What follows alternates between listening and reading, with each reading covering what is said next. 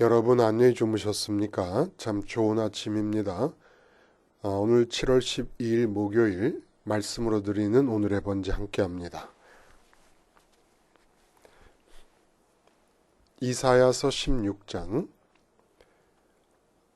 오늘은 14절까지 기록되어 있는데 모압에 대한 두 번째 예언이 나옵니다. 우리는 1절부터 5절까지만 같이 읽겠습니다. 시작. 너희는 이 땅 통치자에게 어린 양들을 들이되 셀라에서부터 광야를 지나 딸 시온산으로 보낼지니라. 모압의 딸들은 아르논 나루에서 떠다니는 새 같고 보금자리에서 흩어진 새 새끼 같을 것이라.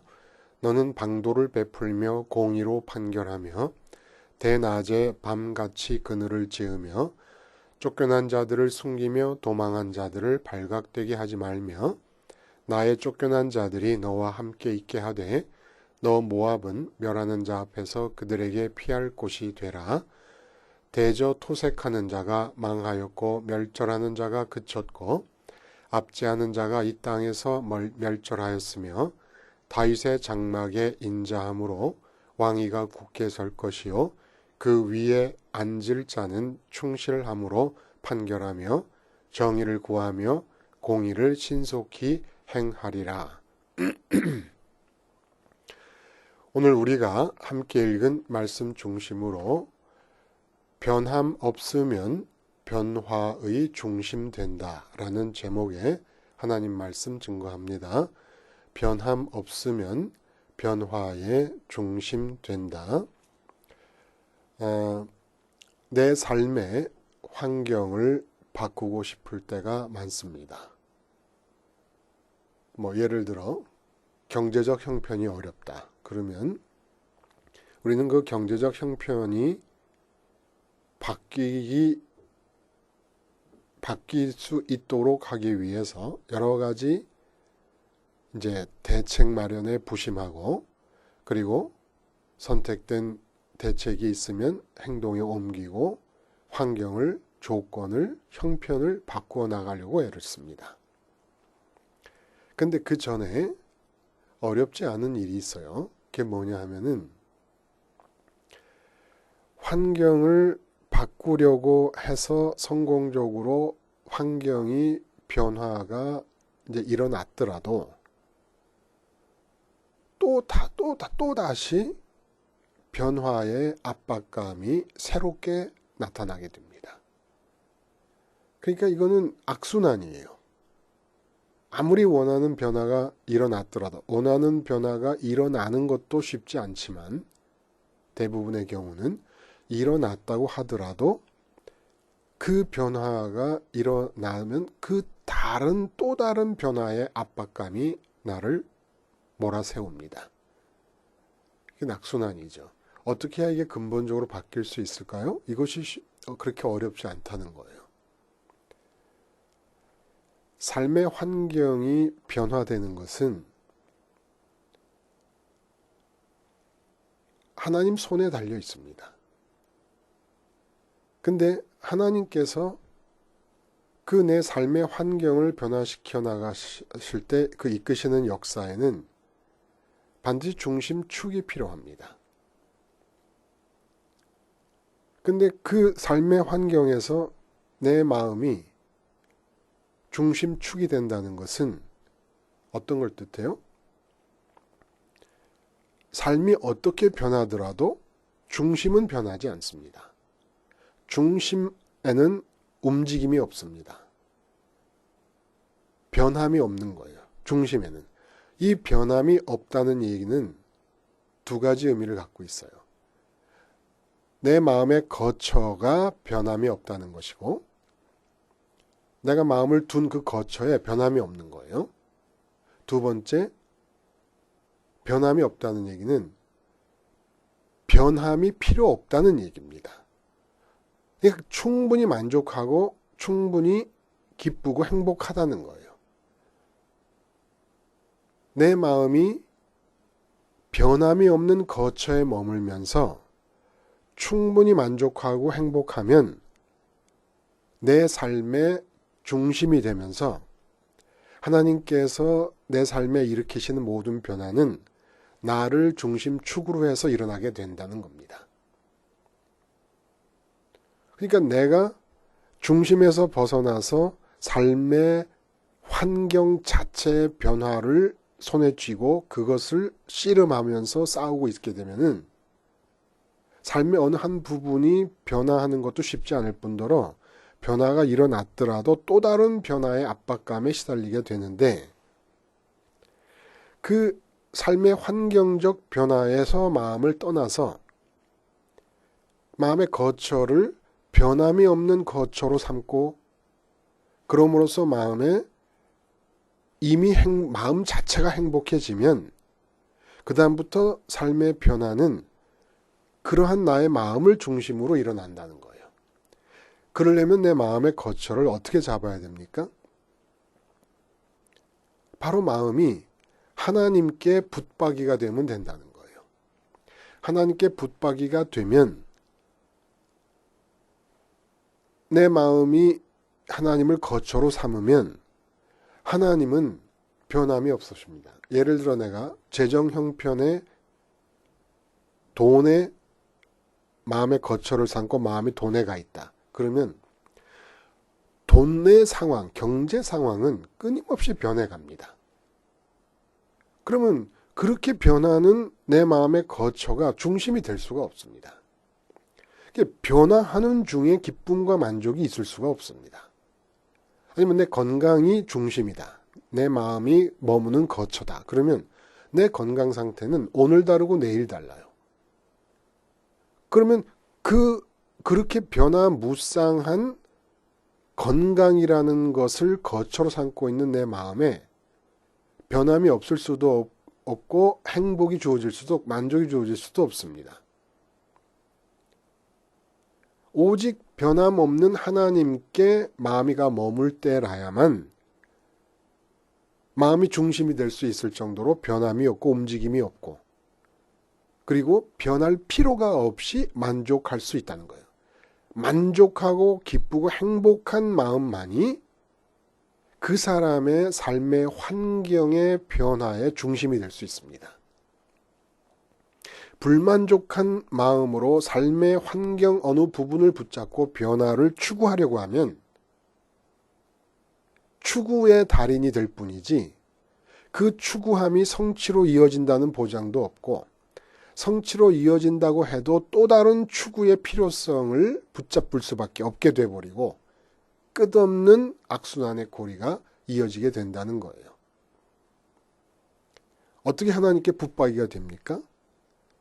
십자가의 마음이 붙박이가 되면 그것이 곧 하나님께 마음이 붙박이가 되는 것과 같은 것이라는 겁니다. 하나님은 보이지 않으십니다. 보이지 않는 분이시기 때문에 하나님께서 보이는 형상으로, 인간의 형상으로 아들 하나님을 태어나게 하셨고 십자가에서 죽으심으로 우리 마음이 붙을 수 있는 지점을 만들어 주신 거예요. 왜 십자가에서만 예수님과 붙을 수 있고 하나님께 붙박이가 될 수 있습니까? 십자가에서만 이 세상의 다른 것에 마음이 붙어 있는 상태가 끝날 수 있기 때문에, 십자가에서 죽음이라는 것이 이 세상의 다른 것에 마음이 붙어 있는, 마음이 다른 것을 거처로 삼고 있을 때에 그 상태를 종식시킬 수 있는 곳이 십자가이기 때문에, 그래서 십자가에서만 이 세상에 붙어 다니던 마음이 하나님께 붙고 붙박이가 될 수가 있다는 겁니다. 그래서 내가 하나님께 붙박이가 내 마음이 하나님께 붙박이가 되기만 하면 내 육체로 인해서 주어지는 삶의 연관성 있지 않습니까? 이 삶의 연관성의 영역 전체는 하나님께 붙박이가 된 내 마음이 중심축을 이루면서 하나님께서 이끌어 가시고 필요한 변화를 일으키시며 삶이 진행될 수 있다는 겁니다. 절대로 환경적 변화를 추구하지 마세요. 내 마음을 하나님께 붙박이가 되게 하면 하나님으로 인해 행복해진 내 마음이 내 삶의 영역 전체가 변하는 중심축이 될 수 있다는 겁니다. 그게 직장이든 가정이든 어디든 친구와 둘이 만났을 때도 내가 하나님께 마음이 붙박이로 가 있는 상태라면 친구와 만나는 그 시간이 행복한 하나님으로 행복하여 중심이 된 내 마음을 중심축으로 해서 하나님께서 인도하시고 이끌어 가실 것입니다. 그래서 징기스칸과 알렉산더가 어마어마한 영토를 점령을 했지만 그들이 세상의 중심이 되지 못한 반면에 우리 예수님께서는 나사렛 예수라는 별명처럼 갈릴리 지방 시골에 태어나셔서 팔레스타인을 벗어난 적이 없으시지만 인간의 역사는 그분을 중심으로 주님 전의 역사와 주님 후의 역사, 주전 주후의 역사로 나뉘게 됩니다. 그리고 인류의 역사는 결국 주님이 재림하실 때를 향하여 가게 되는 겁니다. 왜? 주님은 단 1초 1분도 1분 1초도 하늘에 계신 아버지께 붙박이가 되지 않으셨던 시간이 없기 때문에 훌륭한 베드로 사도나 훌륭한 사도 바울도 훌륭한 아브라함도 어느 사람도 예수님만큼 철두철미하게 하나님께 붙박이가 된 적이 없기 때문에 인류의 역사는 하나님께 완벽한 붙박이가 되셨던 예수님을 중심으로 돌아가고 있고, 그리고 우리가 예수님께 마음을 둘 때 작은 영역이지만 내 삶의 영역을 하나님이 내 마음을 중심으로, 예수님과 붙어있는 내 마음을 중심으로 삶을 변화시켜 나갑니다.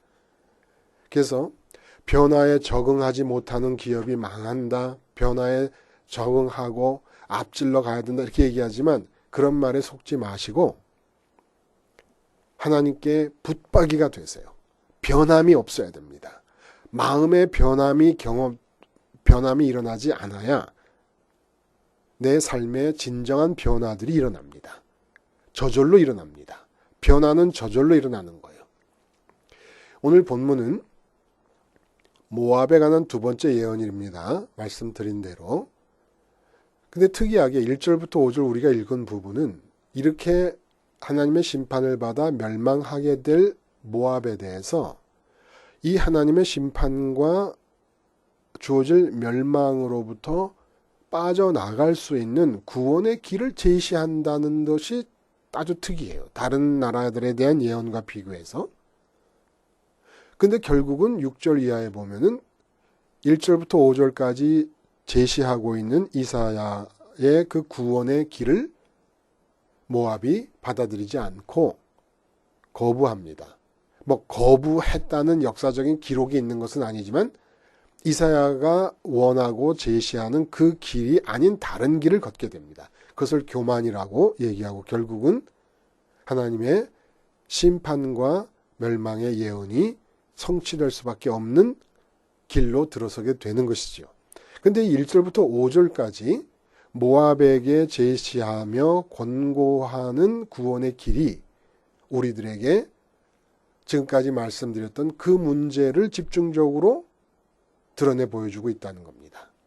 먼저 1절을 보면 너희는 이 땅 통치자에게 어린 양들을 들이대 셀라에서부터 광야를 지나 딸 시온산으로 보낼지니라. 이 구절을 보면은 양들을 모압이 유다 나라에 보내라는 거예요. 근데 땅 통치자에게 어린 양들을 보내라 그래요. 그러니까 주석서들은 얼른 조공을 바치라는 얘기다라는 얘기를 합니다. 조금 어색해요. 그렇죠? 그 나라가 멸망할 것 같아서 멸망으로부터 구원받을 길을 제시해 주는데 제일 먼저 입을 열어 한 얘기가 뭐냐 하면은 양들을 조공으로 바쳐라. 좀 이상하지 않습니까?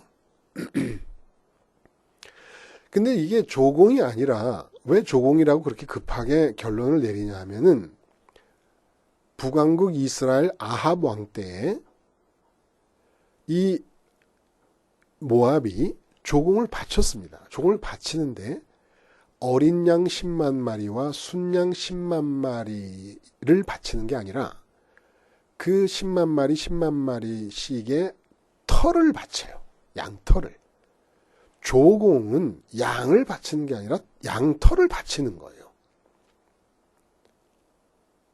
그게 조공을 바칠 때의 올바른 형태라는 겁니다. 그리고 땅 통치자에게 어린 양들을 드린다 그러니까 조공이라고 얘기를 했겠지만 셀라라는 건 모압의 도시인데 그 모압이 양이 유명했어요. 그곳으로부터 광야를 지나 딸 시온산으로 보낼지니라. 결국은 통치자에게 보내는 게 아니라 시온산으로 보내라는 거예요. 시온산으로 보내는데 시온산이 유다 땅의 통치자들 아래, 통치 아래, 유다 왕들의 통치 아래에 있는 장소니까 통치자에게 보내라 그런 거지, 결론적으로는 시온산으로 보내라는 겁니다. 시온이 뭐예요? 예루살렘의 별칭이에요. 온 주변 유다 나라의 주변 국가들이 다 유다 나라의 수도를 예루살렘이라고 말합니다. 아무도 시온이라고 말하지 않아요. 그럼 누가 시온이라고 말하냐? 선민들이 자기들의 선택받았음을 특별히 의식하여 강조할 때 이방 나라 사람들 모두가 다 함께 쓰고 있는 유다의 수도 예루살렘이라고 하지 않고 시온이라고 말을 하는 거예요. 하나님께서도 특별히 유다 백성들이나 이스라엘이, 특히 유다 백성들이 당신의 선민이라는 것을 강조해서 표현할 때 시온의 딸이라고 얘기를 합니다. 시온이 특별한 것이 뭐예요? 왜 예루살렘이라고 불러도 될 걸 특별히 의미를 부여해서 시온이라고 합니까? 거기에 성전이 있기 때문이에요. 성전. 그 성전에서 지금도 무엇이 일어나고 있습니까? 아무도 그 진정한 의미를 받아들여서 생활화하고 있지 않더라도 상번제가 드려지고 있는 거예요. 규정에 따라. 아침과 저녁으로 어린 양을 각을 떠서 번제단에서 번제로 불살라 죽이는 일을 하고 있는 겁니다. 아침과 저녁으로. 그래서 어린 양이 뭐예요? 어린 양이 의미하는 바가 내 마음이에요. 내 마음을 형상화시켜 놓은 것이 어린 양입니다. 내 마음이 죽는다는 것이 상번제의 의미예요. 왜 내 마음이 죽습니까? 하나님께 붙박이로 있지 못한 마음이, 이 세상 다른 것을 거쳐 삼고 있는 마음이 죽는다는 의미가 바로 상번제 어린 양의 죽음의 의미라는 거예요. 그래서 예루살렘 아닌 시온, 예루살렘 아닌 멀리 떨어진 곳에 사는 사람들도 자꾸 자기 마음을 돌아보는 거예요. 사업장에 나가서도 자기 마음, 농사 지으면서도 자기 마음, 가족들과 함께 있으면서도 자기 마음을 봅니다. 내 마음이 지금 어디에 붙박이가 되어 있느냐, 어디를 거처로 삼고 있느냐. 이 어디를 거처로 삼고 있다는 건 무슨 얘기입니까? 우리가 이제까지 해온 언어대로 말하자면 지금 현재 가장 먼저 가장 크게 실감하고 있는 대상이 누구냐. 가장 먼저 마음이 실감하고 있는 게 마음의 거처 아닙니까? 지금 현재의 거처. 근데 하나님이 아니다. 왜? 그러면 문제인 게, 하나님은 우리와 함께 하시겠다고 오셨는데 창조주 하나님이 함께 하시려 할 때에 창조주 하나님을 제일 먼저 의식하고 제일 크게 의식하지 못하고 다른 것을 먼저 그리고 더 크게 의식한다 그러면 그 마음은 죽어마땅하지요. 그래서 어린 양이 죽는 거예요. 그래서 모압이 어린 양을 보내라는 얘기는, 어린 양이 번제단 시온이라는 건 성전이 있기 때문인데 그 성전에서 지금도 계속해서 이루어지고 있는 일이 상번제예요. 상번제. 다른 모든 일이 아니에요. 상번제가 이루어지고 있는 겁니다. 절기 따라 이루어지는 일들은 절기에만 이루어지는 것이고 상번제가 늘 이루어지는 것이라서 어린 양을 보내라는 얘기는 모압을 향하여 너희 마음을 시온에 있는 성전으로 보내라는 겁니다. 그래서 지금 너희 마음이 현재 거처로 삼고 있는 이 세상 것들과 붙어 있는 마음, 이 세상 것을 거처로 삼고 있는 마음의 상태를 시온에서 상번제가 드려짐을 기억하면서 염두에 두면서 같이 죽으라는 거예요. 근데 이 정도로 유다의 종교적 문화를 촉구할 수 있는 이유는 뭡니까? 적어도 아브라함의 조카 롯의 후손이기 때문에. 그리고 5절에 다윗 왕의 얘기가 나옵니다만 메시아를 예표하는 다윗이라는 이름이 나옵니다만 다윗이 누구예요? 모압 여인 룻이 다윗의 증조할머니입니다. 이런 연관성이 있기 때문에 유다의 여호와 신앙을 모압에게 촉구하는 거예요. 누울 자리 보고 다리 뻗는다고 그럴 수 있다는 겁니다. 너희는 그럴 수 있다는 거예요. 아브라함과 한 혈통이라고 너희가 믿는다면, 그리고 우리의 전성기의 왕인 다윗 왕 속에도 모압의 피가 흐르고 있기 때문에 너희는 얼마든지 마음만 먹으면 예루살렘 성전 그곳에 일어나는 번제단에 너희 마음을 둘 수 있다. 그래서 너희 삶의 현장에서 끝없이 하나님 말고, 여호와 하나님 말고 이 세상 것을 거처로 삼고 붙박이로 여기고 있는 그 마음 상태를 끊임없이 죽일 수 있다 라는 얘기를 지금 하고 있는 거라는 겁니다. 근데 여기서 2절이 참 재미있는 표현이 나와요. 모압의 딸들은 아르논 나루에서 떠다니는 새 같고 보금자리에서 흩어진 새 새끼 같을 것이라. 여기에 히브리 원어 성경을 보면은 1절에 어린 양을 보냄으로써 성전이 있는 시온으로 어린 양을 보냄으로써 너희 마음을 보내서 번제단에서 하나님 말고 세상을 거처로 삼고 있는 너희 마음을 죽여라 라는 얘기 아닙니까? 근데 그렇지 않으면, 근데 이런 촉구, 이러한 요구를 왜 하느냐 하면, 그래서 2절에 보면 왜냐하면 이라는 의미가 들어있다는 거예요. 이 우리 한글 성경에는 안 나와 있지만, 이렇게 내가 너희에게 촉구하는 이유는 마음을 시온에 있는 성전 번제단에 두라는, 상번제의 마음을 두라는 말을 하는 이유는, 모압의 딸들은 시온의 딸들과 마찬가지로 모압 백성을 말하는 겁니다.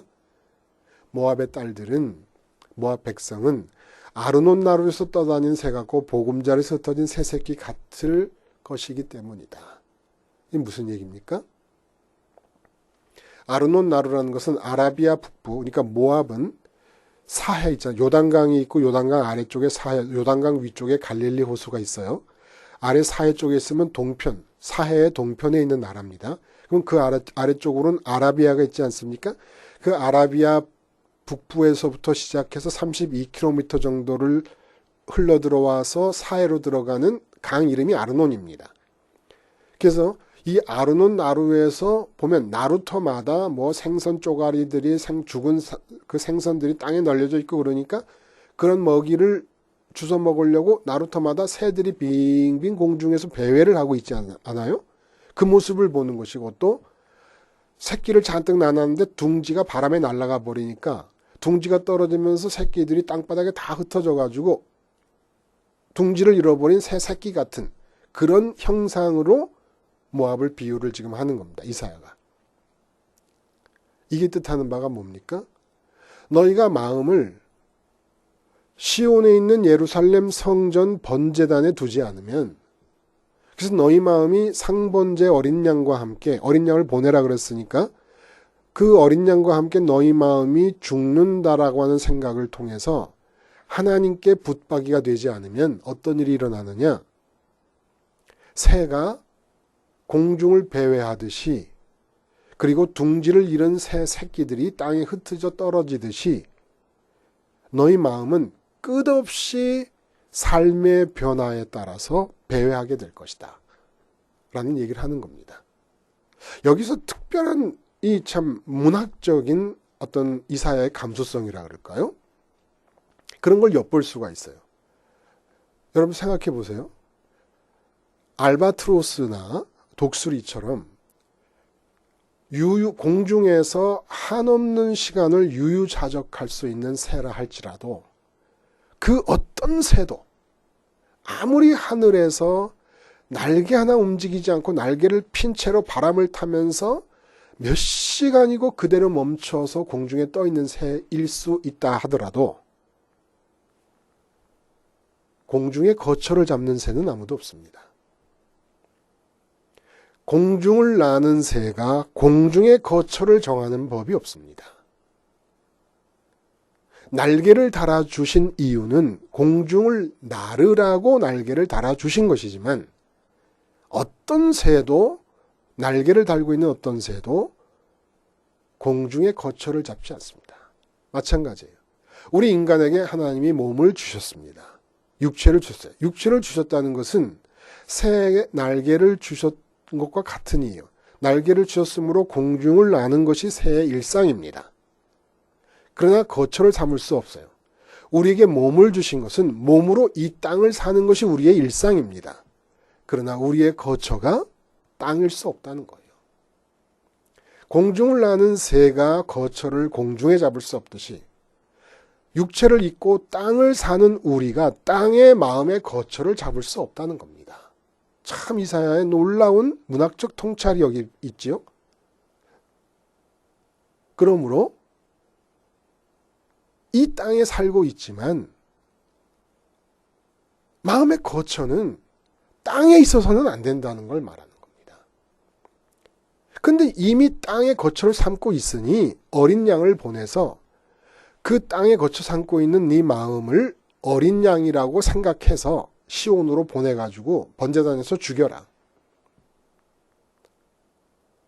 이미 상번제가 드려지고 있으니까 그 양을 받아들이라는 얘기도 될 수 있겠습니다만은 그런 의미를 얘기합니다. 하나님이 육체를 주신 것, 하나님이 새에게 날개를 주신 것, 공중을 날라고 주셨지만 공중의 거처를 잡을 수는 없어요.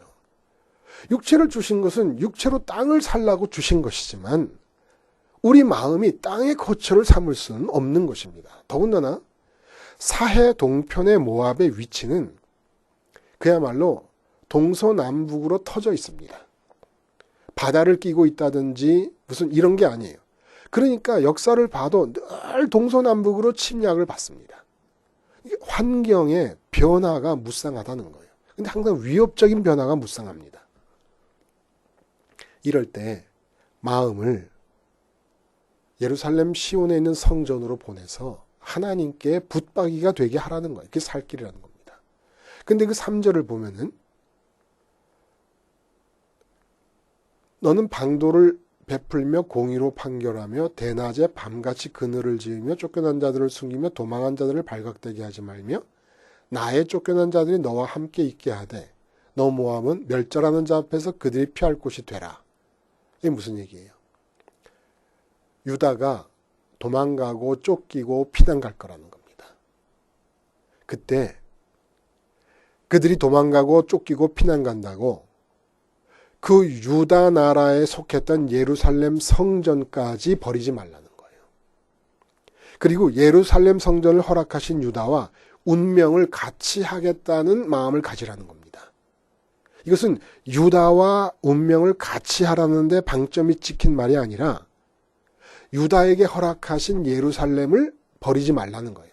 예루살렘 성전을 버리지 말라는 겁니다. 거기에 방점이 찍혀 있는 말이에요. 유다가 흔들리니까 저게 뭐야? 응? 저 유다 흔들리는 꼴을 보니까 유다가 남한국 유다가 믿는 여호와 하나님 별거 아니야. 예루살렘 성전을 우리가 기억할 필요가 없어. 이러지 말라는 거예요. 유다와 같은 운명임을 알고 그렇게 하는 이유는 유다가 좋기 때문도 아니고 하나님이 유다 편이기 때문도 아니고 그렇지 않고는 너희가 성전에 마음을 둘 수가 없기 때문에. 그래서 그 다음에 보면은 재밌어요. 4절에 우리가 읽지 않은 부분 마지막에 대저토색하는 자가 망하였고 멸절하는 자가 그쳤고 압제하는 자가 이 땅에서 멸절하였으며. 무슨 얘기입니까? 그 당시 아수르 대세예요. 대세. 토색하는 자요, 멸절하는 자요, 압제하는 자 아닙니까? 대세예요. 그럼 그 대세를 보면서 사람들은 대부분 어떻게 하냐면 대세에 발맞춰서 변화를 추구해야 되겠다.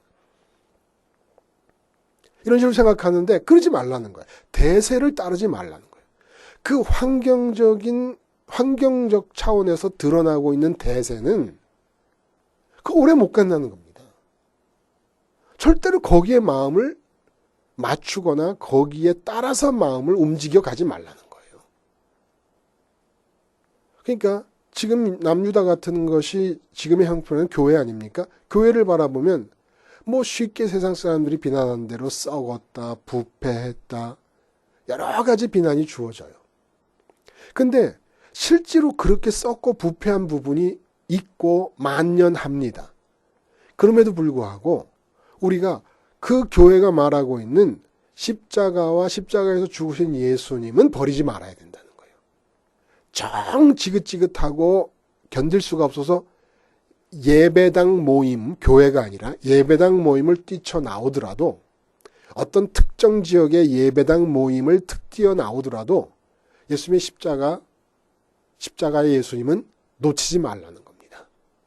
그리고 삶으로 돌아와서도 이 세상의 대세라고 여겨지는 어떤 변화가 있더라도 눈에 보이고 귀에 들리는 그 대세의 흐름에 맞추지 말고 어떻게 하든지 십자가에서 죽으신 예수님, 상번제에서 죽는 어린 양에게 마음을 맞춰서 그런 대세에 이미 먹혀버리듯이 붙어버린 내 마음을 끝없이 죽여나가라는 겁니다. 끝없이. 그래서 하나님께 붙박이가 되게 하라는 거예요. 그렇게 되면 5절에 어떤 일이 일어납니까? 다윗 장막의 인자함으로 왕위가 굳게 설 것이요. 다윗 시대와 같은 견고한 삶의 터전이 이루어질 거라는 겁니다. 우선 내 마음에서부터 깨지지 않는 평안이 주어지는 거예요. 절대 환경적 변화에 마음을 두지 마요. 환경 중에 속한 어떤 세상 것에도 마음을 두지 마요. 오직 십자가에서 그것들에 대해 죽으면서 하나님께만 붙박이가 되게 하는 겁니다. 하나님께만 붙박이가 되게 하면 모압, 너희들이 동서남북으로 다 터져 있어서 사방에서 적들이 오고 가고 있는 그런 상황에서도 오히려 너희가 중심이 될 수도 있다. 중심이 될 수 있다. 그 중심이 될 수 있기 위해서 예루살렘 성전의 번제단을 꼭 기억해라. 어린 양을 보내라. 라는 얘기가 그예요. 번제단에서 날마다 어린 양이 죽는데 너희도 너희 마음과 동일시되는 어린 양을 보냄으로써 거기서 세상의 붙박이가 너희 마음을 죽이고 하나님께 붙박이가 되기만 해라. 그러면 사방에서 공격을 당하던 너희가 사방의 변화의 중심이 될 수도 있다. 라는 얘기를 해주고 있는 것입니다. 우리가 어떻게 살아야 되겠습니까? 모압에게 1절부터 5절까지 권고한 이 이사야의 말씀을 내게 주시는 말씀으로 받아들이는 거예요. 근데 모압은 안 받아들였어요. 6절부터. 그걸 교만이라고 얘기합니다. 이사야가 모압에게 주셔서 받아들여지지 않은 말을 우리가 오늘 냉큼 받아먹는 겁니다. 그래서 하나님께 붙박이가 되는 변함없는 마음이 됨으로써 내 삶의 영역의 변화의 중심들이 되실 수 있기를 바랍니다. 기도하시겠습니다. 하나님 아버지, 십자가 생활화를 통하여 세상에 붙게 되는 내 마음이 끊임없이 죽음으로써 하나님께 붙박이로 있게 하시며 내 삶의 영역 전체에 그러므로 내 마음이 중심축이 되게 해 주시옵소서. 예수님의 이름으로 기도드리옵나이다. 아멘.